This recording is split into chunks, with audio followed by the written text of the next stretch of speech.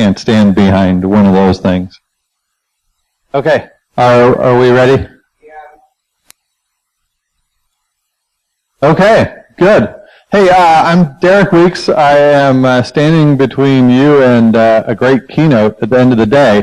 I am a vice president at Sonotype here locally. We are not a security company. We are a software development tools company, but I'll get into why it matters to you as we go through this discussion. So let's take a step back. Little step back and then a big step back. About a month ago, I was in Detroit, and Detroit as a city has gone through a lot of changes over the last number of decades, and they haven't necessarily been positive until the last couple of years. In 1982, in Detroit, they were producing 4 million vehicles a year. They had 15,000 cars rolling off the production line every single day. And it was line workers like this that were responsible for getting every car off the line as quickly as possible and put together. Right? They were incentivized on velocity. How fast can we get this product to market, out the door to the dealerships where people can buy it? So if you were in the last session and you heard, I think it was your comment about time to market, right, for IoT devices, right? Why are they going out the door so fast? Because we're focused on time. We're incentivized on time, right? But what was also happening in 1982 that was significant was that over the past 20 years, from 1962 to 1982, the U.S. share of the auto market was eaten by Japan. Japan had 5% of the market share in 1962. They had 25% in 1982. And over the next 5 years, the 5 major Japanese auto manufacturers opened a factory once a year in the United States to produce more cars to meet the demand. And the difference in what they were doing was really brought about in post-war Japan by a guy named Edwards Deming. And what Edwards Deming taught in Japan was that you can't build quality in or mass inspect quality into a product, right? If you're this guy on the production line that's inspecting the quality of some part that you're putting onto the car, it's too late. You're way too late in production, in the production process down the line to correct this problem. And there are stories upon stories of Detroit 1982 or Detroit 1975 or Detroit 1969, where if you needed to put a bumper assembly on a car and you didn't have the right bumper assembly to put on the car, you put it on the car. You put it on the car so the car would continue down the production line and 15,000 units would go off the production line every single day, and you would put them out in the lot. And if you knew that that was the wrong bumper, you fixed it in the lot. You didn't fix it on the line. Right? There was this idea that Deming was bringing to Japan in this book, or bringing to Detroit in 1982 to say you have to build quality in, and you have to build it into the process as early as possible. If you're going to bring quality in as early as possible and have the highest quality parts for the highest quality products rolling down the line that you're manufacturing at high velocity, then you can operate at high velocity with extremely high quality.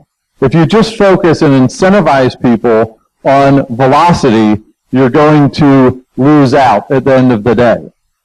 Right? And this is actually applying more and more to how software is being built. Right? So if we look at kind of the evolution of software as it's being built, we're moving from the waterfall native methods of, when I started in software and our groups were developing software, we had a major release every 18 months.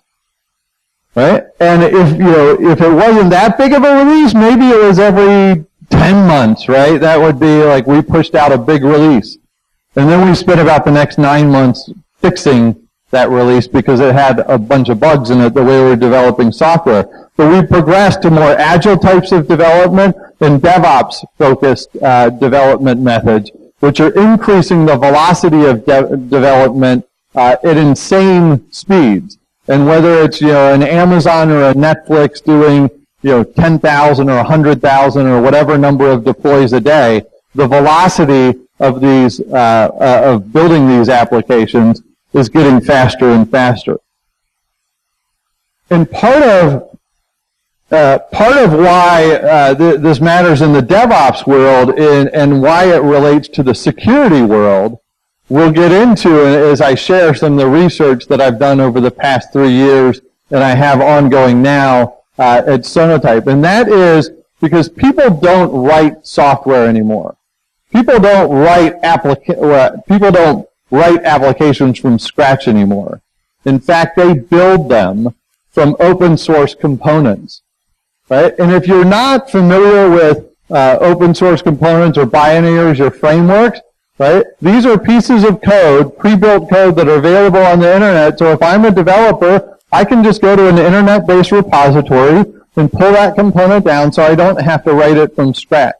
And we're going to go through and kind of shed some light for you on how prolific this practice is within the industry and how that impacts what we're doing from a security perspective overall through the discussion today.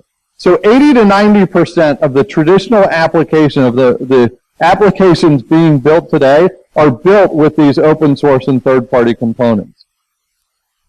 Right? So the interesting thing when I was reading this book out of the Crisis from Edwards Deming was he was saying in 1982, when you look at the number of parts being developed by Japanese auto manufacturers that those auto manufacturers owned, right? The auto manufacturers in Japan were only building about 20 or 30% of the parts that they needed to assemble in their cars. They were working with suppliers around the industry that they had worked with to develop the best and highest quality parts for their vehicles.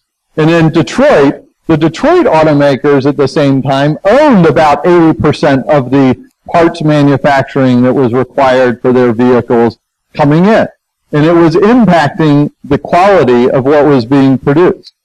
So Deming was coming to Detroit in 1982 and sharing lessons of post-war Japan that said, if you're going to build the highest quality vehicles, if you're going to build anything, vehicles or other things that you're manufacturing in the United States, you need to pick the very best and fewest number of suppliers to work with to produce the highest quality parts that you need to put in your products.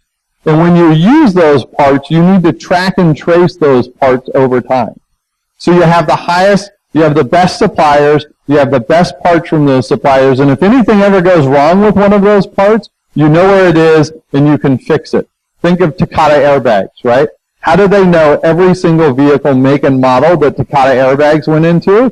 Because they can track and trace everything through an auto supply chain, right? But these same principles that Deming was applying 35 years ago into the U.S. auto industry and that he had applied decades before in post-World War II Japan can be used and need to be used actually in software today and how we develop software. Because within all of these components that are being used to build a modern application, the average application has about 100 of these open source or third-party components in them. Not all parts are created equal. And I have the data that I'm going to share with you through this discussion today. The discussion is based on research I've been doing for the last 3 years. It's based on some industry surveys that we've done across a couple of thousand developers. I'll tell you about the survey that we have going on right now because I'd love you to participate in it, but that'll be at the end of the discussion. This research focused on really making the invisible visible. How many of you other than Andrew here, because I've known Andrew for a while, know who Sonotype is? Anyone ever hear of this company? Right? We're a local company. We're like 100 people. We're not all that big. But do you know that we touch like 10 million Java developers a year? We run and manage the largest repository, open source repository of components available on the internet. It houses 1.7 million open source and third-party Java components for 10 million Java developers around the world. And when you're at Sonotype, when I worked at Sonotype, and I'm hearing how many components people are consuming, how many components organizations are consuming, and how many of those have security vulnerabilities or license risk or really outdated components, or the download practices from a supply chain aspect are a little bit nonsensical some days. Right? We knew this information at Sonotype, but it wasn't shared broadly with the community. So I put together something called the State of the Software Supply Chain Report. We're going to publish our third year of the report this year in June. I'm already working on it, but last year's report is what I'm going to share most of the data on. And some of the data that you'll see coming into this year's report, I'm giving a little sneak peek to. But what I was able to do was look at 3,000 different software development organizations that are using these open source components, and to also do a deep dive into the construction of, or the assembly of 25,000 applications that are using open source components, to give you a feel of what's going on in software development and why, as security professionals, you want to pay more attention to this area than maybe you have in the past. And when you see the numbers, you'll understand a little more about why that is. So, a software supply chain, right? This concept may be new to you, but if any of you work at a company or have worked at a company recently that's developing software, you have a software supply chain. Every software development organization on the planet has a software supply chain. And it operates like every other supply chain in the world, and that in any other manufacturing industry, and that's you have a set of suppliers. These are the open source projects that are developing components and parts and making them available. They put those parts in central warehouses like the one that we run for the Java community, but there's also one for the .NET and Python and Ruby and JavaScript, NPM communities. And those parts are then consumed by the manufacturers or software development teams who are using them to build finished goods or software applications.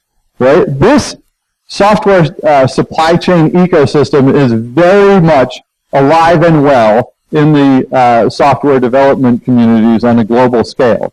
And let me tell you how alive and well that actually is.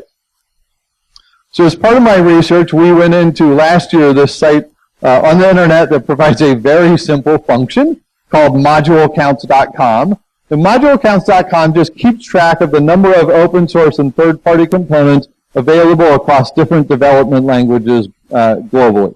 Right? And through the analysis of their data, what we saw is that globally, across all these different languages or component formats that were being built, 1,000 new open source projects, suppliers, are coming online every single day.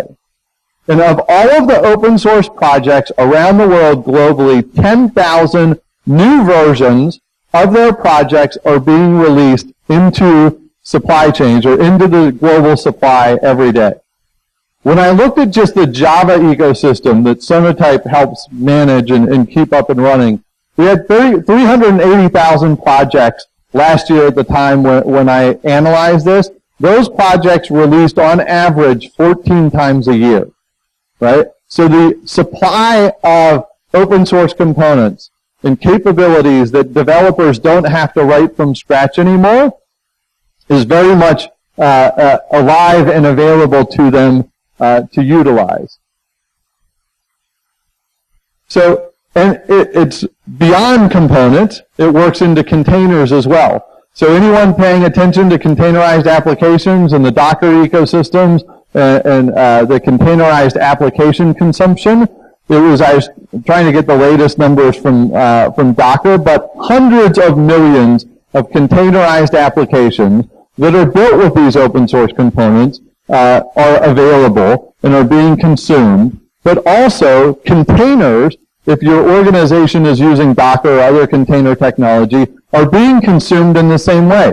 They're built by teams that want to containerize an application. They're put up on the internet in a place like Docker Hub and freely available for the world to download. And they're pulled down by development and operations teams to make themselves more efficient. Right? So software supply chains are not just running across open source ecosystems, but across the open source component ecosystems. So to give you a sense of how big these ecosystems are, when I joined Sonatype 3 years ago, we had just had 13 billion download requests from what's called the central repository, hosting these Java components. Last year, in 2016, we had 52 billion download requests. Right? If you think that people aren't consuming these components within the software development teams that are building the applications that you might be responsible for protecting, you need to be aware they are, right? And this is the Java, just the Java world, but in this chart, what I need to put on, but it wouldn't scale, is in 2016, according to Oracle, there were about 10 million Java developers on the planet. In 2015, there were about 10 million Java developers on the planet. In 2014, 2013, 2012, there were about 10 million Java developers. The number of Java developers is not increasing exponentially, but the component consumption, the binary consumption across these communities is, because why write from scratch what I can find freely available on the internet and download? If you're consuming JavaScript components or assembling applications in JavaScript, you have the npm.js repository, npm.js.org, where you can pull npm components. And this year's report, we're going to pull in more information from the npm community as I work with those guys. But they just had a 1.6 billion download week it was about a month and a half ago when I was talking to them. They're well over 50 billion downloads of JavaScript packages on an annual basis. At one peak period, a couple of weeks ago, for their downloads, they had 1 million downloads in an hour. Right? The consumption, not just in Java, but in JavaScript, is growing in huge amounts. This was just a tweet a couple of weeks ago from Donald. He's in Philadelphia, part of the Python community. Right? So they had 4.4 billion download requests with half a petabyte of content that they serve.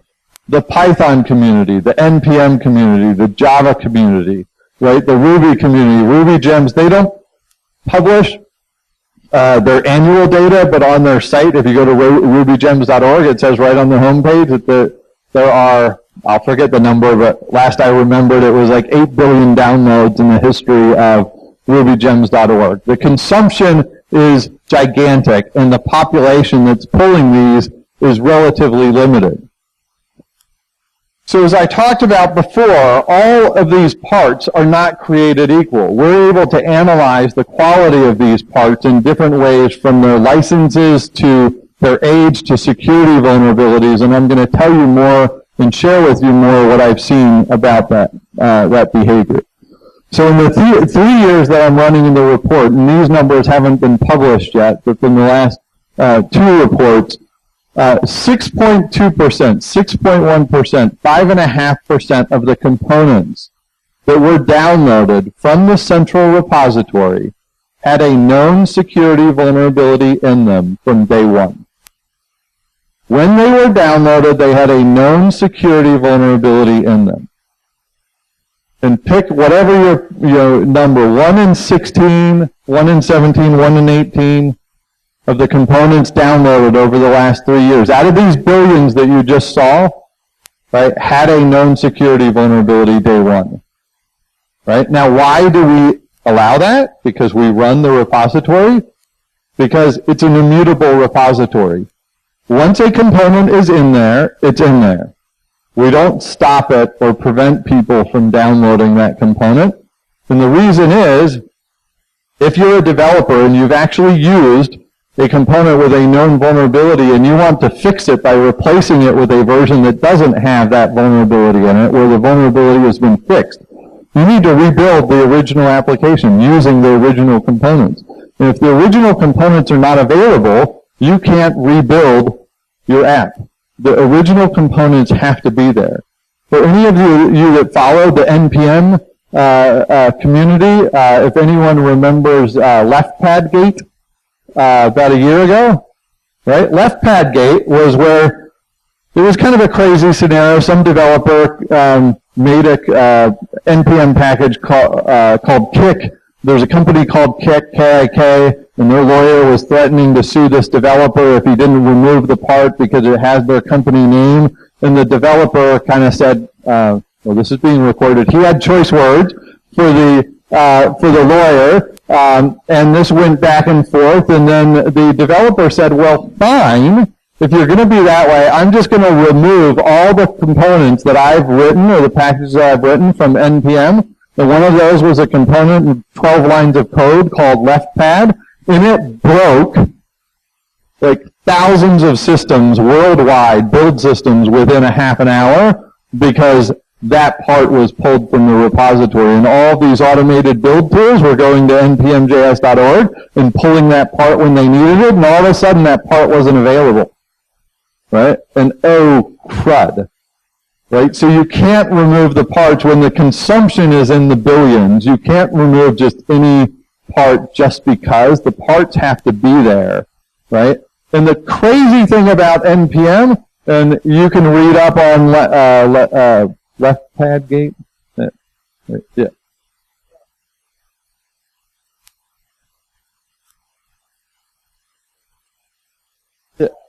Yeah. So anyway, they didn't have this part, and it broke all these builds. So someone somewhere said, I have a copy of that part. Let me give it to you, NPM, and just put it back there, and then we'll fix everything. Right? So did the original author contribute it back? No. Did some stranger somewhere in the world contribute pieces of code that had the same name and made it available to everyone? Totally safe. I'm sure nothing could go wrong, right? Anyway, worth reading up on if you want to learn a little more about that. So what do we learn as well kind of from the behavior of these software supply chains? Not any of your organizations, I promise you, has downloaded 1 billion parts over the last year.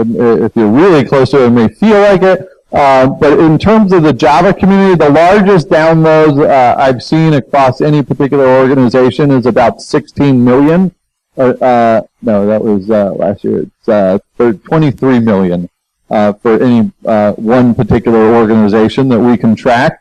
But the average organization is downloading 229,000 components, Java components only. If you're developing in multiple languages, you're pulling in on average more than this a year into your organizations. Of those 229,000, around just over 5,000 of those are unique components. So if you take every component, every version that you've downloaded over the last year, only 5,000 of the 229,000 are actually unique components. If you strip out all of the versions of those components, you're only pulling in about 10 or 2,000 versions of those components. So when we go back to the practices and the principles that Deming was introducing to manufacturing and saying, let's use the best suppliers and the best parts from those suppliers. If you're using the fewest number of suppliers, 2,000, and the best part from each of those suppliers, you would only need to consume 2,000 components a year and not consume them 100 times. Theoretically, I know there are reasons why you're going to download more than once, but there are ways to actually store these components locally where you don't have to go and fetch them from the internet every single time you need them and to be more efficient. But within these 229,000 components, 17,000 on average of those, or 7.5% across these 3,000 organizations that I looked at, had a known security vulnerability in them the day that they were downloaded. Right? We're bringing poor quality stuff into our environment. Right? But that doesn't necessarily mean that just because we downloaded it, it was actually used. Right? That was actually used in an application that we shipped out the door. Right? So this is where we look a little deeper in the software supply chains to understand that last year, when there were 6.1% of the components downloaded had a known vulnerability, and then we analyzed, it was thousands, I think about 7,000 local repository managers. Think of these as local warehouses for components and packages, that just over 5.5% of those components in the local warehouses had known vulnerabilities in them. And when we analyzed 25,000 applications, in this year's report, I think we'll analyze 50 or 60,000 applications, 6.8% of the components within those applications had a known security vulnerability in them.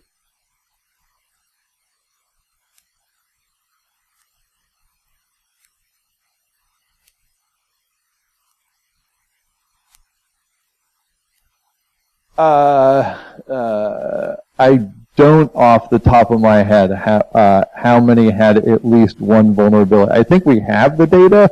It may be in the report. I'm just not remembering it off the top of my head, but it's a very high percentage. Right.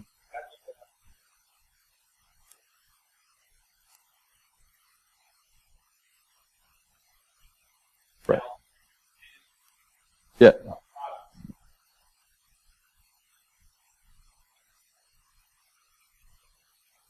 Yeah, so this was yes, 6.8% of the components across all of those applications, but it's not picking an individual application and saying how many of those had a known vulnerability. But if, again, I'll have to remember back to the first report. If we had that, if not, we can put it in this year's report because it's a valid point.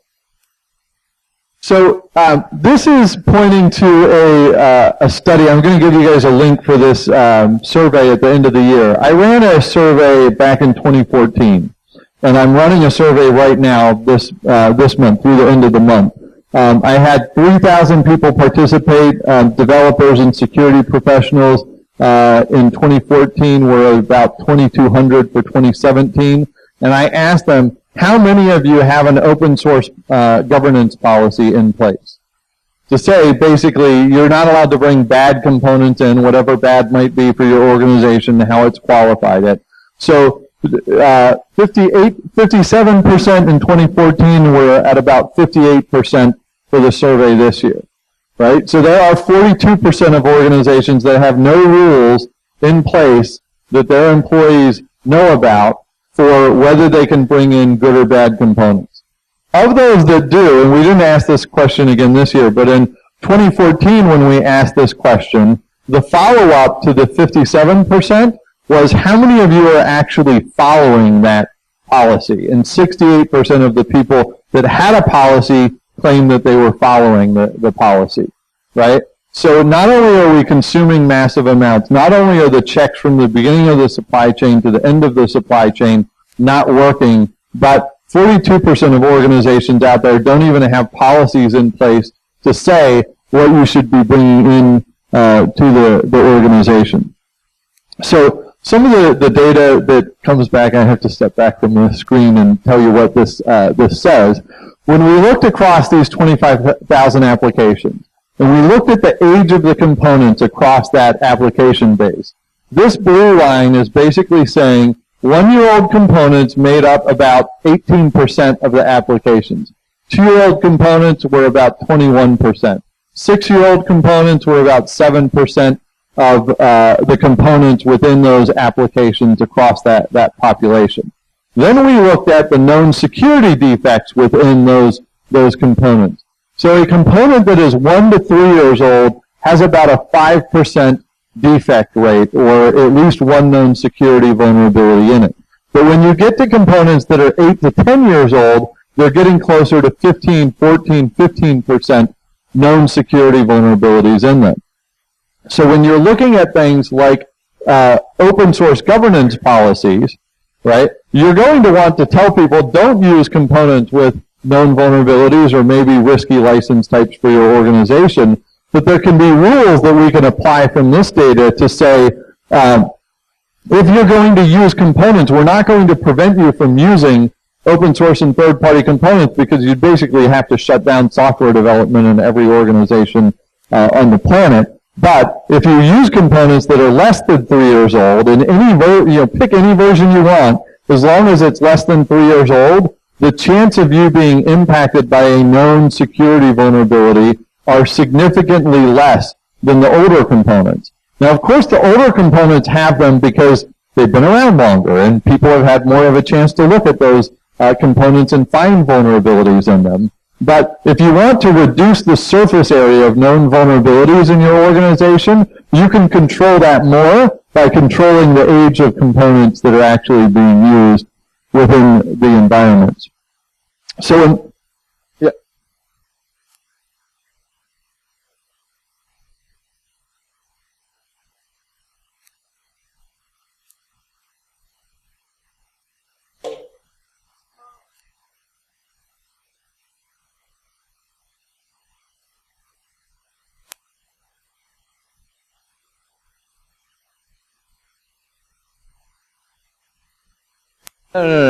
No, you can't say that. It is, the older it is, the more chance there is to find a vulnerability in it. There is a vulnerability from day one, it just hasn't been discovered. It's not known yet, right? So the people that want to attack your applications or exploit it using these known vulnerabilities have less of a chance of doing that if the component is younger, because the attacker should take the easy path in to say, I know there's certain versions of OpenSSL, or pick your component, have a known vulnerability. So if I can find the people that are using that, I know the way in. If I have to find the new way into the newest version of OpenSSL, well, that's more work. I mean, it's hard. People know how to do it. People will find it, but it's easier to pick the known way in than the unknown way in.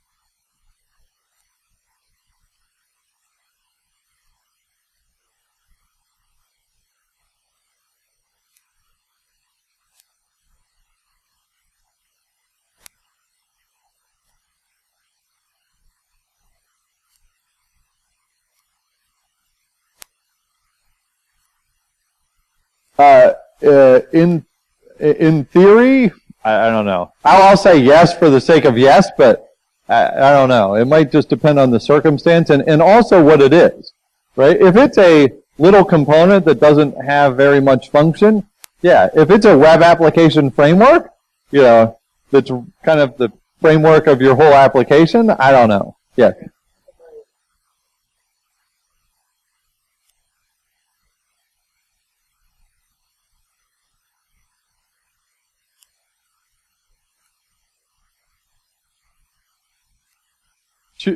Yeah. Because you might be hacked.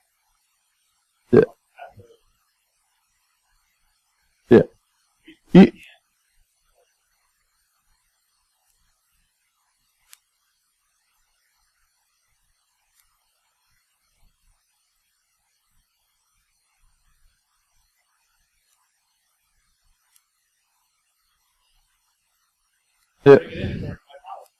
Yeah. Yeah. So it's a good point. This research is made to bring up questions like this about how do we best manage. I don't have all the answers to that. Let me get through a couple more slides if you don't mind, and then I love questions. I just want to be cautious of the time and get you the data. But excellent questions. So this slide, if you've been trying to interpret it, will say, of all those components in the applications, 1-year-old components made up about 13% of the applications. Were on the latest version. So 1-year-old components, 13% were on the latest version. 5-year-old components, 14% on the latest version. 9-year-old components, 20% on the latest version, right? So quick translation of this is, in 2008, someone developed a piece of software that was so good it didn't need to be updated ever again, right? 20% of those have never been updated, or it's just a dead project, right? And if that's a dead project that has potentially 3 times higher levels of security defects in it, there is no newer version, right, available, right? So again, if you're going to pick components, right, to use and kind of have rules, whether you're picking the very latest version might not be possible, because the very latest version, there's 14 new versions a year. Well, you can't be on the very latest version, but you could standardize to say, you know, there are 100 versions of this component, but we're going to standardize on version 97 for this year, right? And everyone use version 97 because that will reduce our version dispersion over time, less variance in our supply chains. And when I looked, to give you a sense, in the first report, when I looked at the top 100 components that any organization was downloading, they were downloading on average 27 versions of each of those, right? So they needed 100 parts from 100 suppliers, but they were consuming 2,700 parts, right?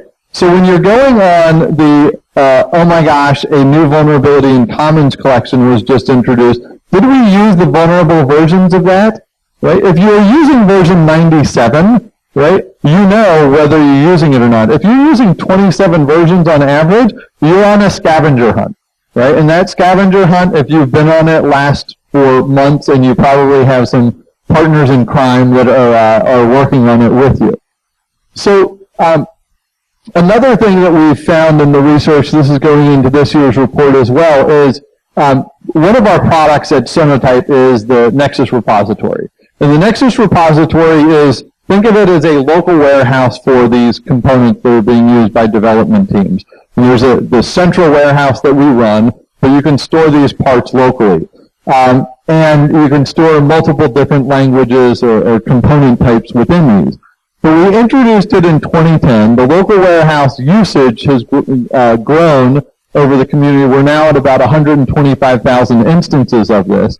But there's a feature in it called Repository Health Check.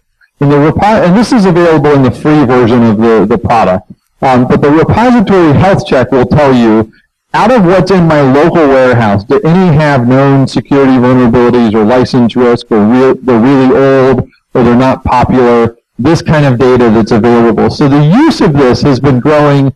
My laser pointer's not working. The use of this has been growing over time, which also tells us, and it's a free feature, it's not turned on automatically. People have to press a button in the product to turn it on.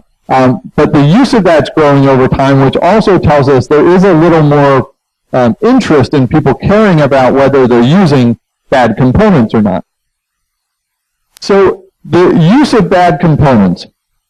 It was almost exactly a year ago, Apple versus the FBI. Right? You remember the story? Encryption, right? And fall on either side of the story of who you favor in that battle on we want into the phone, no, you can't get into the phone because we use strong encryption capabilities in the phone. So at that time, I asked the guy that pulls the data for me, I said, there's a component that provides encryption for Java applications called Bouncy Castle, right? How many downloads were there of Bouncy Castle in the last year? And I know that there are vulnerable versions of Bouncy Castle with level 9 or level 10 CVSS scores, right? So I published the data in last year's report, and I just updated the data for this year. So in 2016, 23 million copies of Bouncy Castle across all versions were downloaded. You want to guess what the 11 million is? The vulnerable versions, right? 11 million of the 23 million. Last year was, the year before was 33% of the downloads were known vulnerable. I didn't do the math on 11 into 23, but it's a little more than 33%, I think. 40 something? I don't know if anyone's good at math, shout it out. But anyway, so 11, there are perfectly good versions of Bouncy Castle available, right? But 11 million downloads of the vulnerable versions happened across about 13,000 different organizations in over 100 countries, right? So when people are complaining that Apple actually took the effort to put good encryption technology into their products, there were 13,000 other organizations that I was kind of wondering, like, somebody should talk about them, because when you're talking about using the best suppliers and the best versions of the products, Bouncy Castle, the project, is actually really good at updating their project. When there is a known vulnerability in their project, they fix it really fast, right? So if you're following and you care about using the best encryption in your products, use the best version of the latest version of their stuff, because the chances are they fix the vulnerabilities in it. Anyone know Hollywood Presbyterian Hospital? Yeah, ransomware, right? If you were a patient there, you had to be moved to another hospital, right? If you were an incoming patient, they wouldn't allow you to come in because they couldn't accept new patients, because their systems were locked down by a vulnerability in the JBoss applications that they had, and that vulnerable component in JBoss was Commons Collection, right? So Commons Collection vulnerability shuts down a hospital, right? Anyone familiar with the San Francisco Muni system, public transit system? They were giving away free rides all weekend, one weekend in November, right? Because they were nice to their patrons, right? No. JBoss, Commons Collection, vulnerability, right? There are a number of other hospitals and organizations that were impacted by Commons Collection. PayPal, right? Search Commons Collection on PayPal, and they wrote their own blog on how they went and found the vulnerability across the 2,000 or so plus applications they had in their portfolio, right? So last year, there were 23.4 million downloads of Commons Collection from the central repository that Sonatype keeps up and running for all these developers. And you probably figured out what the 18 million represents, right? Out of 23 million downloads, 18 million were the known vulnerable versions of Commons Collection, right? If you think that your organization is not pulling in bad components in mass volume, right? Just take these numbers and share the numbers in a conversation with your organization, right? So quality, as Deming said, going back to 1982, quality comes not from inspection, but from improvement of the process, right? We're not going to be able to manually inspect every component coming in the door. If you are manually inspecting every component coming in the door, and there are organizations that are, you have been outgunned in your organization for like 8 years. You couldn't keep up with the volume 8 years ago. You're not keeping up with it today. You won't keep up with it in the next years as the volume of consumption continues to increase, right? So what's happening is part of this. So across different organizations, and Andrew, you probably remember the years back with Josh Corman was working with the Congress to pass a bill about national cybersecurity hygiene practices, and part of these practices, when he was starting to introduce them, were you need to do a couple of things. If you're the federal government and you're going to purchase software, you need to require a bill of materials be produced for all the software that you're buying, right? And that is, I want to know every component that's available in that software that I'm buying. And if it has a known security defect, I want you to fix that before you sell it to me, right? Automakers can't sell me a car with a known defective product in it. I don't want to buy software with a known defective product in it. And if that defect is found in the future, if we find that there is a defect in something that we bought, we want you to fix it for us, right? And that legislation was introduced into the U.S. Congress in December of 2015. in a kind of lame duck session, so we knew it wasn't going anywhere. But the language from that ended up in the Department of Energy, the Department of Defense, the Department of Commerce, 18F. OWASP has adopted this kind of language. The American Bankers Association, FSISEC, right? So all of them have started over the last year and a half to adopt this sort of language. The American Bankers Association, right, in their guidance was telling their members, here is the procurement language that you should put into your contracts in your procurement department to protect your organization by doing these three things, by following these hygiene practices. But you know what? It's not just improving the protection or the security of your environment by knowing this information and having your vendors follow this path. It will reduce your cyber insurance risk premiums if you follow that. That is in the guidance from the American Bankers Association. So if you don't think there's an economic value being touted to following these kind of practices, it's coming, right? The White House, the Commission on Enhancing National Cybersecurity, there's a lot of text here. I'll give you the slides afterwards, so no need to copy it down. But it's coming in terms of the liability caused by faulty IoT devices. We just had the session on malware and IoT devices, where you ship a product that has known defective parts in it from day one, and someone gets harmed by this, or all of my pipes break in my house because my thermostat was turned all the way down, right? That there's liability coming to be associated with this.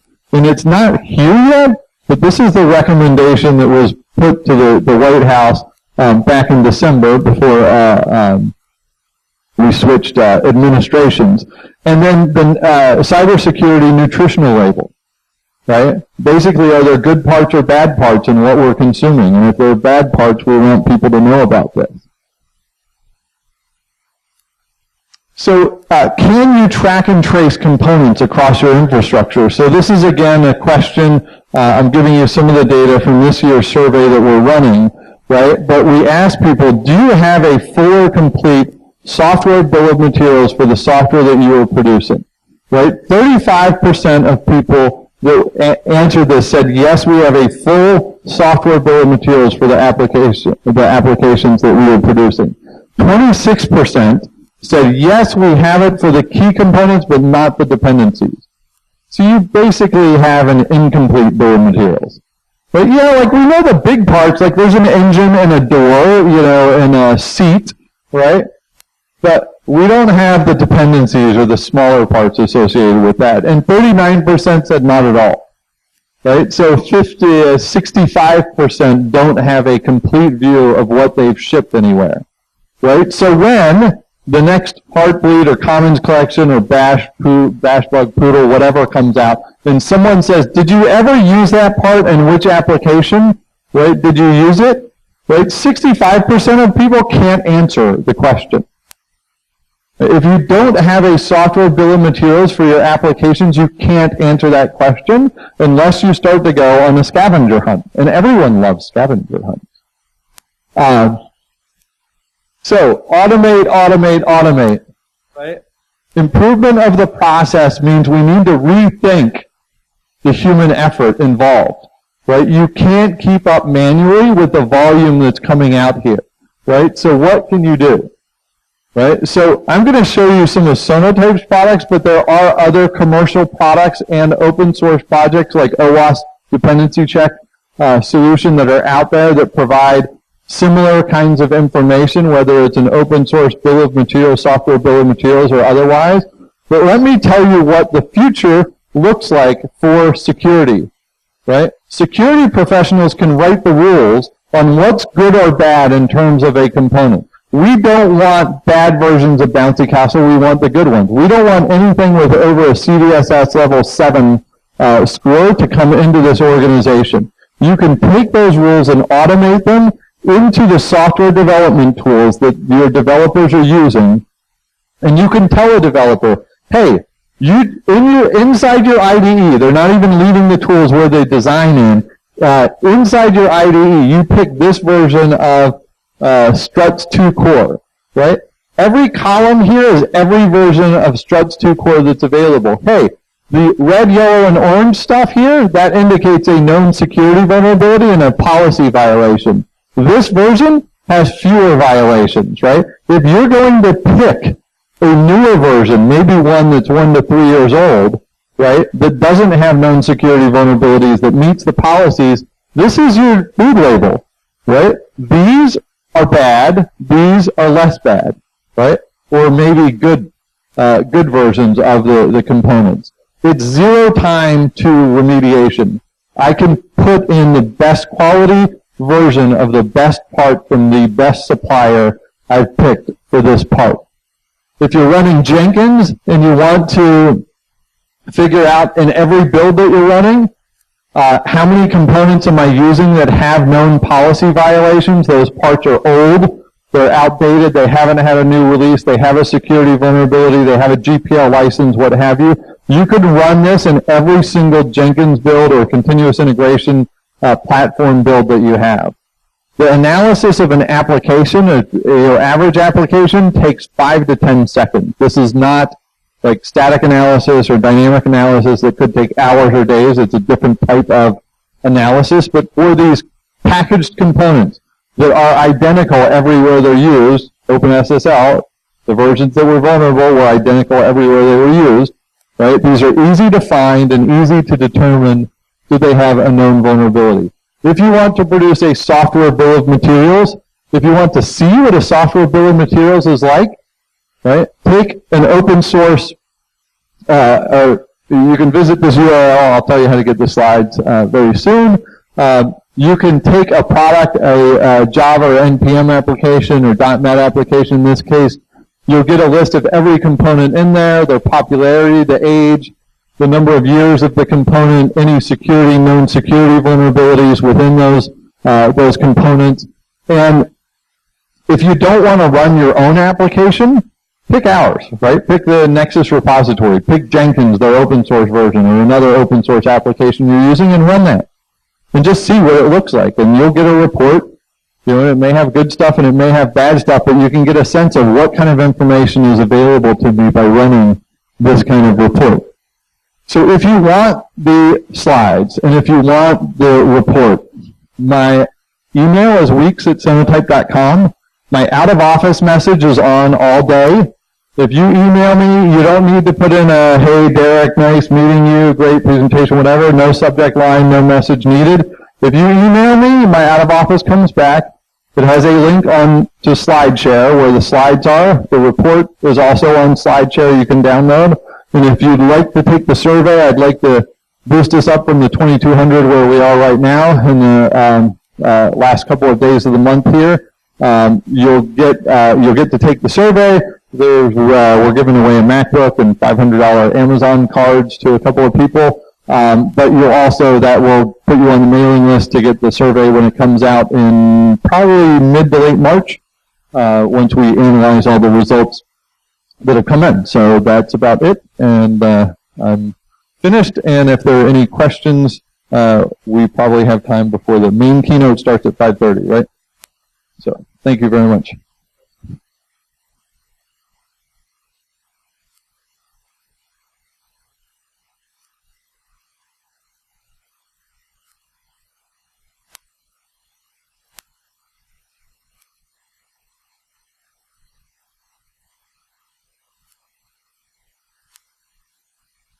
We don't have a model like that, although you can. The way that our particular software works is that you define within policies what's acceptable and what's not. So if you had certain components or versions of libraries that you knew were acceptable, you can define a policy that says this version of this thing is acceptable, and anything that we see in design or build or release that is using another version of that has not been approved, then block it, flag it, notify someone, what have you. So we don't have something kind of out of the box that says you want to be FIPS compliant, use these specific policies, but you could certainly tweak the tool to, not tweak is probably a strong word, but you can modify the policies to follow that.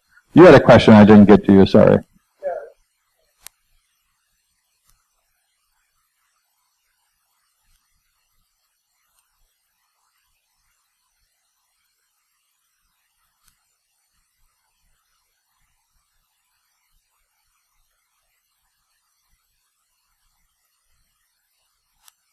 Yep.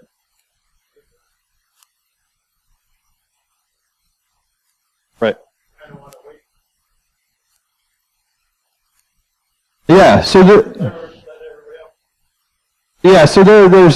certainly an argument if I go out and present to a lot of developer groups, and developers would tell you there's no way I'm using the latest version of anything that's out because it hasn't been tested by the community, and there's always fixes on bugs and performance issues and what have you. So really, when I kind of say use components within the last 3 years, it gives you some breadth, right, where you're not restricting anyone to a single version. And there's certainly other areas where you could apply certain policies, even to your own internal components. If you're developing your own binaries in your organization, you may even want to restrict, hey, we have 18 versions of this. It's not a free-for-all. You can't use all 18. We want you using version 17 and 18 because we fixed all the problems with 1 through 16, or we made it better. Why not use the latest one? Andrew, did you have a question? Or didn't? Okay. Yeah.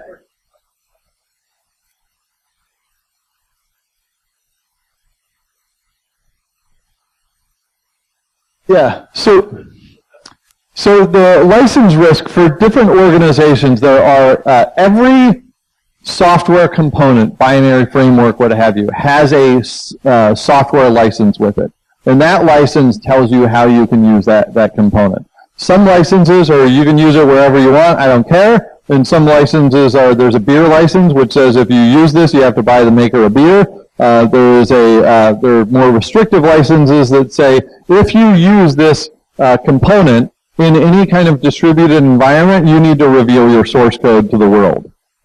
So some organizations, certainly that have distributed software, don't want to use those GPL type licenses. There's also, it's not very common, but it does exist. There are components that get released that have no license in them.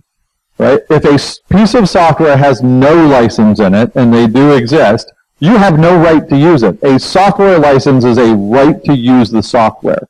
If there's no license in it, and you put that in your product, and you sell your product, you are violating copyright law. You're breaking the law by using something that doesn't have a license to use. So organizations want to understand what risk might I have if I'm using a component and we analyze it and we say, and there are components and dependencies within this. One, I want to know it does have a license. Secondly, there's a license that the open source project says this component has a GPL license. But one of its dependencies that I didn't care to check has an AGPL license. The AGPL overrides the GPL license on the main component.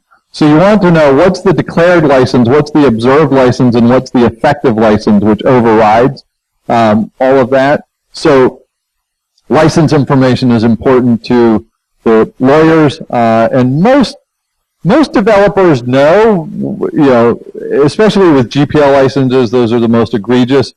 We're developing distributed software, don't ever use GPL licensed components, but not every developer goes and explores every dependency that they're pulling in with that main component. So distributor like LinkedIn, Amazon, right? If those organizations used a GPL license in their Amazon code, they have to reveal the source code of that product to the world, right? They would rather not do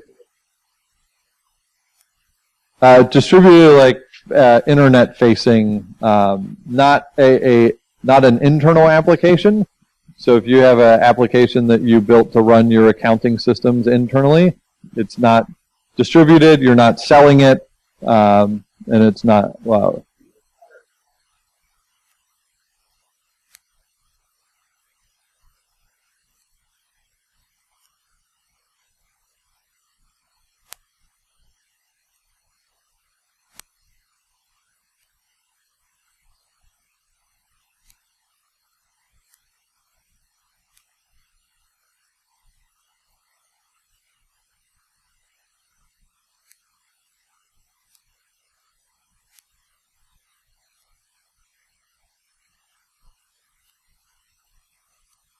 I will trust you on that. I'm not a lawyer either. Yes.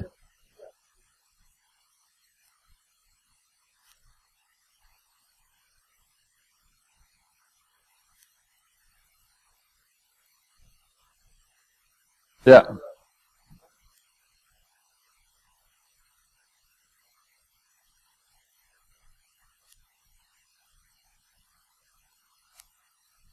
So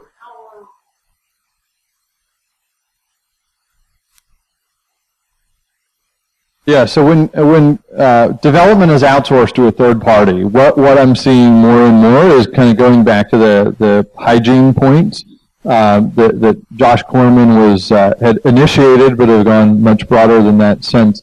Is that when I started this, like presenting this 3 years ago, and here's the data about what's going on, and I ask about software bill of materials, everyone was like, I don't know, never heard of it, right? But in every crowd, especially in the development crowds, when I've asked people, how many of you have been required to produce a bill of materials? Almost everyone, if you work in the pharma industry or, healthcare industry, almost every single one of those people has to produce a software bill of materials. It's now a mandatory practice, and it's coming up a little more in the banking, financial services, and insurance side. So I think those practices that are kind of proliferating themselves in different government organizations are also hitting the private sector where they're saying if I have a third party developing software for us, I need a bill of materials produced so that I know what's in it, because I want to understand, do I have any liability related to this or any risk related to what I'm being served. The components, the versions of the components, all of the dependencies, whether they're direct or transitive dependencies, you want to know every single thing associated with that, because when you run the software, it's all there. All the dependencies should be there within the application. So you want to know the full scope of those. And from a security aspect, it's a little easier to discern good versus bad. There's a known vulnerability, or there's not a known vulnerability. With these open source components, there will of course be new vulnerabilities that crop up over time. And what you want to do is have a record of what did we get from ABC company that we put in our product and then shipped off to whoever bought it, right? Like, did we ever use that component? Did any of our suppliers ever use that component? And you can get to the bill of materials is the easiest way to start, because at least you have a record of what's being used. Then if you want to get to automated ways to prevent or protect against using those in your own organization, there are the automated tools that are coming out. And the automated tools are going to become commonplace, because if anyone cares about this, you can't keep up with a manual practice, and you can't lock down your organization tight enough to allow these to not allow components to come in. And we work with there is a very big company within 5 miles of here that I've worked with that has thousands of developers, and they said, we are totally locked down, right? We are not allowing any open source third-party components to come into our development operations, because we run a huge, I won't reveal the industry because you'd probably guess it, but we're a very big company.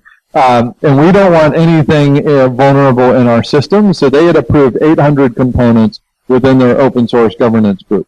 And a new version of a new component would take 12 weeks for approval, and a new version of an existing approved component would take 6.5 weeks, right? And they were sure they were doing a good job. And we analyzed their application environment, and we found out they had 8,000 open source components within their application portfolio. And that's because 6.5 to 12 weeks for a developer to wait for security or open source governance groups to approve a project is way too long. My sprint's only 2 weeks. Like, the car is coming down the production line. I have a bumper. I'm putting the bumper on the car. Like, if you're going to tell me 6 weeks from now that bumper was bad, dude, like, I met my objective. The product shipped, right? We finished our sprint, right?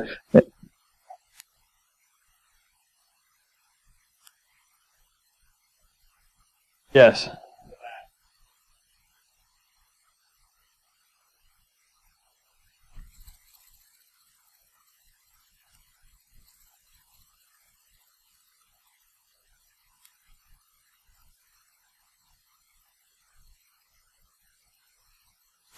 Minimizing the number of versions. I mean, it's I brought it back to in past years when I've been talking about this, like a Honda Accord, right? In this 2017 model year Honda Accord, there is one muffler, right? Only one muffler from one supplier on the Honda Accord, right? They do that because they're producing at high volume, they want high quality, and they're minimizing variance within their software, within their supply chains, right? Software actually benefits from moving at higher velocity by reducing the variability in the system, and just what you're talking about. There's a benefit not just from a security perspective, but just from a manageability perspective to reduce technical debt, reduce security debt and those things by taking these practices that are decades old from the manufacturing industry and being able to apply them into software. And again, part of why I produced this report and share this data is if you knew what I saw if you could see what I saw every day, you might think we need to do something about it. So I said, I want to find a way to reveal this data in a way that doesn't incriminate any particular organizations for bad behavior, but just say, here's kind of the standard practice of what's happening. If you didn't know it was happening in this volume, then certainly you're now more aware. They're telling me to wrap up, but I will answer questions wherever they let me answer.